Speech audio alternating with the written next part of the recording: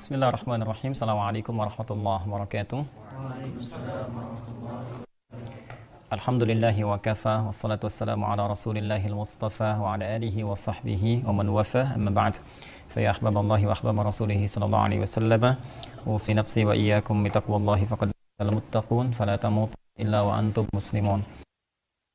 Ya ayyuhalladzina amanu taqullaha haqqa tuqatih wa la tamutunna illa wa antum muslimun. Saudara-saudariku dimanapun Anda berada, berjumpa kembali dalam kajian kitab Sahih Al-Bukhari, Kitab As-Siyam, bersama kami dan juga dari saudara-saudara kita, teman-teman PKU, Pendidikan Kadar Ulama. Semoga kita semua senantiasa dirahmati oleh Allah Subhanahu wa taala, diberikan kekuatan untuk menyempurnakan ibadah siyam kita, dan lebih khusus semoga Allah menerima ibadah yang telah kita tunaikan dari hari pertama sampai dengan saat ini insyaallah. Baik, kita akan coba lanjutkan pembahasan kita di pertemuan yang lalu, masih dalam pembahasan Kitabus Shaum. Kemarin kita sudah belajar ya tentang penamaan Sahih Al-Bukhari. Masih ingat nama panjangnya apa? Al-Jami', Al-Musnad, As-Sahih, Al-Mukhtasar min Umuri Rasulullah sallallahu alaihi wasallam wa sunanihi wa ayyamihi. Jadi penamaan Al-Jami' menunjuk kepada susunan kitab-kitab hadis berdasarkan topik yang sifatnya umum. Ingat ya, sifatnya luas. Kalau masalah fikih, nama kitabnya apa? Sunan. Jadi kalau cari tentang hadis yang spesifik membahas tentang persoalan fikih, maka cari kitabnya kitab Sunan. Ya, di antara sunannya ada apa yang dihafalkan sunan? Tirmidzi, Abu Daud, An-Nasai, ya, Ibnu Majah dan yang lain seterusnya.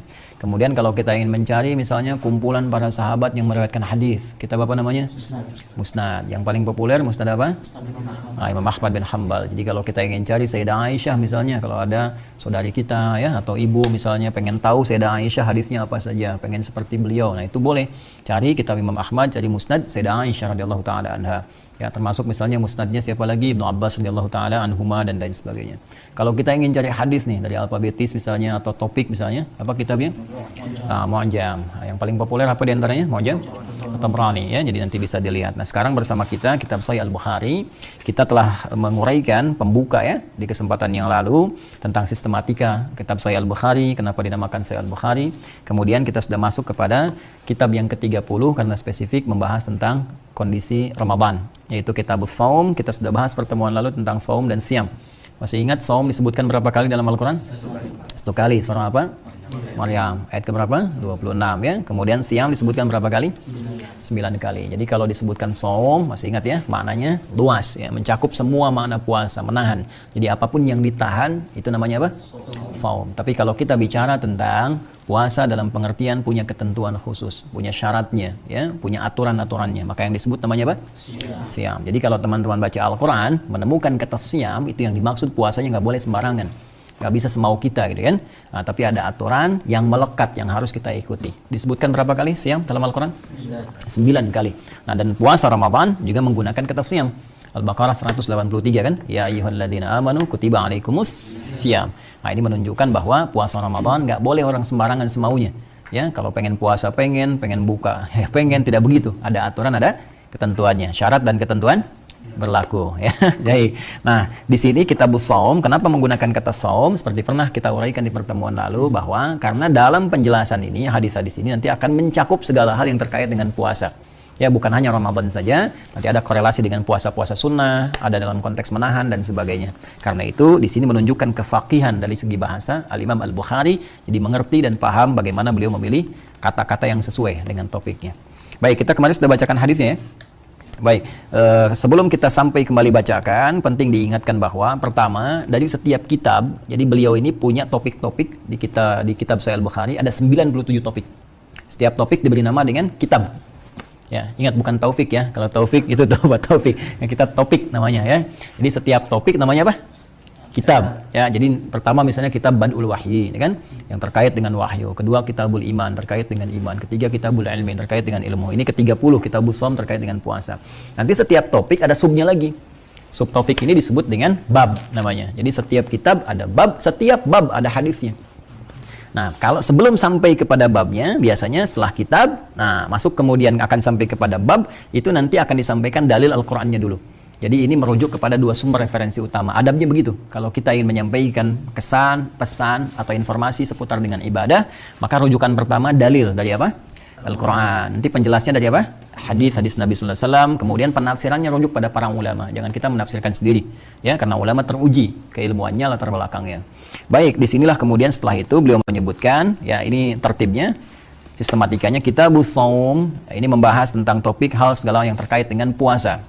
Bab wujubi shaumi Ramadan, bab yang menerangkan tentang kewajiban puasa Ramadan dan segala yang terkait di dalamnya. Ya, baik konteksnya puasa, aturan-aturan dari subuh sampai dengan maghrib harus apa yang kita lakukan, ataupun segala yang ditahan, ya kan? Segala yang ditahan saat puasa. Karena itu menggunakan kata saum di sini. Jadi bukan sekedar kita tahan lapar, tahan haus, tapi nanti ada tahan berbuat maksiat, ya kan? Tahan memenuhi segala hal yang telah Allah tetapkan dan segalanya. Karena ini sifatnya disebutkan dengan kata umum, ya. Nanti mencakup spesifik penunaiannya dari mulai fajar subuh kemarin, ya, dikenal juga dengan apa namanya? Imsak, kemudian masih ingat ya, saum, siam dan imsak. Jadi kalau saum nama lainnya apa? Siam nama lainnya apa? Imsak. Jadi artinya apa tiga-tiganya? Puasa. Jadi kalau sudah saum harus puasa, harus sudah siam harus puasa, kalau sudah imsak harus puasa. Jadi kalau imsak jangan sampai masih makan, ya. Nah, karena itu waktunya imsak kapan? Nah, saat azan, ya, saat azan. Kalau azan jam 4.33, maka imsaknya jam berapa sekarang? 4.33. Kemarin kamu masih 4.23, ya. Wah, jadi masih boleh itu makan dan minum, ya. Baik, teman-teman sekalian, di sini yang disebutkan dalilnya adalah firman Allah Subhanahu wa taala Al-Baqarah ayat 183. Coba enggak usah lihat ke sini. Ihsan bacakan ayatnya. Ya ayyuhalladzina amanu kutiba alaikumusshiyam. Puasa, ya? Oh, puasa nggak hari ini? Puasa. Kalau puasa harus semangat. Kecuali tidak puasa, karena puasa Nabi perang Badar, puasa Fatu Makkah. Nggak ada perang Badar yang semangat. Puasa nggak? Puasa. Kalau puasa semangat. Ayo baca yang semangat. Ya ayyuhalladzina amanu kutiba alaikumusshiyam kama kutiba alal ladzina min qablikum la'allakum tattaqun. Nah, ini yang terkait dengan dalil kewajiban puasa dalam Al-Quran Al-Karim sebagai penunjuk pokok, ya, kewajiban menunaikan sebuah ibadah. Ini ada dua faidah di sini. Faidah pertama bahwa menunaikan segala ibadah seperti kita bahas pertemuan lalu harus didasarkan pada dalil. Ya, dalil pokoknya ada di mana? Di Al-Quran. Jadi sepanjang nanti kita mencari dalil, dahulukan Al-Quran dulu, ya. Nanti penjelas dari Al-Quran itu hadis-hadis Nabi SAW, keterangan Rasulullah SAW terkait puasa. Ini pokok, dalil pokok kewajibannya ada di surah ke-2 Al-Baqarah di ayat 183. Jadi faidah pertama menunjukkan setiap ibadah mesti ada dalil. Faidah kedua, dalil pokok puasa ditemukan di Al-Baqarah ayat 183. Karena perintahnya wajib, kan? Nah, kutiba itu bentuknya kewajiban. Ya, ya ayyuhalladzina amanu kutiba, diwajibkan. Jadi bentuknya di situ bentuk fi'il madhi tapi mengandung makna amr. Ya, bentuknya madi majhul. Kenapa majhul di situ? Enggak disebutkan karena bentuk pasifnya apa? Bentuk pasif dari kutiba apa?